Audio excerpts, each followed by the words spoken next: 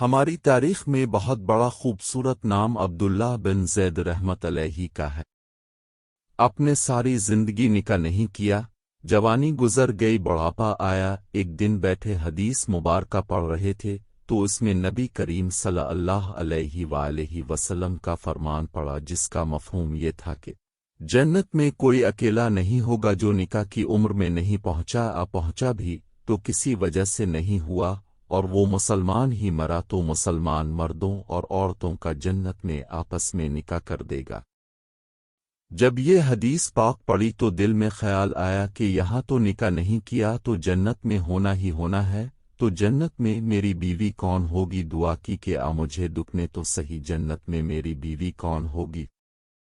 پہلی رات دعا قبول نہیں ہوئی، دوسری رات بھی دعا قبول نہیں ہوئی، تیسری رات دعا قبول ہو گئی۔ خواب میں کیا دیکھتے ہیں؟ کالے رنگ کی عورت ہے، حضرت بلال حبشی کے دیس کی رہنے والی، حبشہ کے دیس کی، اور وہ کیا کہتی ہے کہ میں میمونہ ولید ہوں اور میں بصر میں رہتی ہوں۔ پتہ مل گیا، آنکھ کھلی، حضرت کی تہجد کا وقت تھا، نوافل پڑھے، نماز فجر باجماعت ادا کی اور سواری لے کر حضرت عبداللہ بن زید بصر گئے۔ وہاں لوگوں نے بڑا استقبال کیا، حضرت کا نام ہی بہت بڑا تھا۔ بیٹھا کر پوچھا، حضرت بتائے بغیر کیسے آنا ہوا؟ خیر تو ہے؟ اپنے پوچھا، یار یہ تو بتاؤ یہاں کوئی میمونہ ولید رہتی ہے؟ لوگوں نے حیران ہو کر پوچھا، حضرت اب اتنے دور سے چل کر میمونہ ولید سے ملنے آئے ہیں؟ اپنے فرمایا، کیوں، اس سے کوئی نہیں مل سکتا؟ نہیں حضور، وہ تو دیوانی ہے، لوگ اسے پتھر مارتے ہیں۔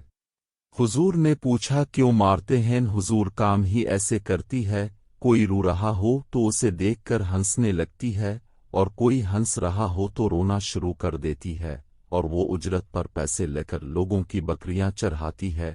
آج بھی وہ ہماری بکریاں لے کر جنگل میں گئی ہے، آپ آرام فرمائیں، عصر کے بعد آ جائے گی، آپ مل لیجئے گا۔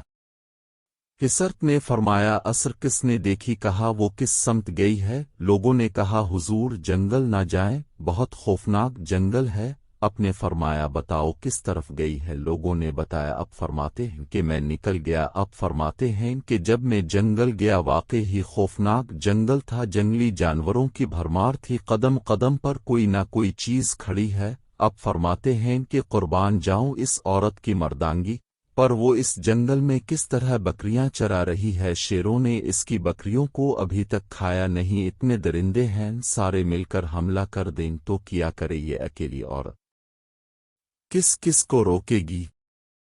خیر، آپ فرماتے ہیں کہ وہ جگہ جہاں لوگوں نے مجھے بتائی تھی میں وہاں پہنچ گیا۔ جب میں وہاں پہنچا تو منظر دیکھ کر میں حیران رہ گیا۔ دو حیران کر دینے والے منظر تھے۔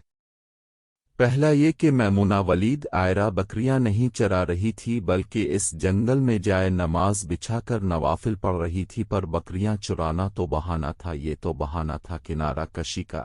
لوگ یہی سمجھتے تھے میمونہ سارا دن بکریاں چراتی ہے، لیکن میمونہ بکریاں نہیں چرا رہی تھی۔ دوسرا کیا دیکھا کہ میمونہ تو نماز پڑھ رہی ہیں، پھر بکریاں کون چرا رہا ہے؟ بکریاں تو ایک جگہ نہیں رکت، کہیں ادیر جاتی ہیں، کہیں الفا دیر۔ اب فرماتے ہیں کہ میمونہ نماز پڑھ رہی تھی اور شیر بکریاں چرا رہے ہیں، بکریاں چر رہی ہیں، شیر ان کے ارد گرد گھوم رہے ہیں۔ اگر کوئی بکری بھاگتی ہے، اس کی فطرت ہے شرارت کرنا، تو شیر اسے پکڑ کر واپس لے آتا ہے، لیکن کہتا کچھ نہیں۔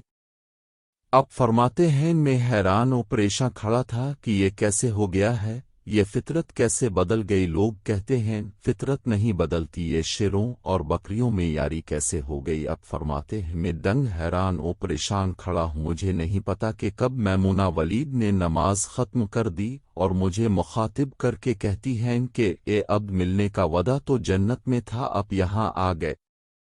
اب فرماتے ہیں میں حیران رہ گیا، اس سے پہلے تو ملاقات بھی نہیں ہوئی، تو حضرت میمونہ ولید کو میرا نام کیسے پتہ چل گیا؟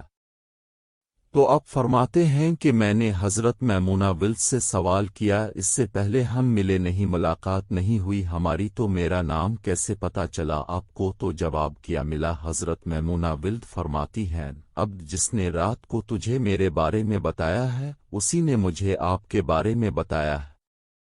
اب فرماتے ہیں کہ جس چیز نے مجھے سب سے زیادہ حیران کیا وہ یہ تھا کہ یہ فطرت کیسے بدلی؟ میں نے حضرت میمونہ ولید عائرہ سے پوچھا، اب یہ تو بتاؤ یہ شیروں نے بکریوں کے ساتھ یاری کیسے کر لی؟ یہ تو غذا ہے ان کی، اگر شیر بکریوں کے ساتھ یاری لگائے گا تو کھائے گا کیا؟ یہ کیسے معاملہ ہو گیا؟ تو حضرت میمونہ ولید عائرہ فرماتی ہیں، جب سے میں نے رب سے صلح کر لی ہے اس دن سے ان شیروں نے بھی میری بکریوں کے ساتھ صلح کر لی ہے۔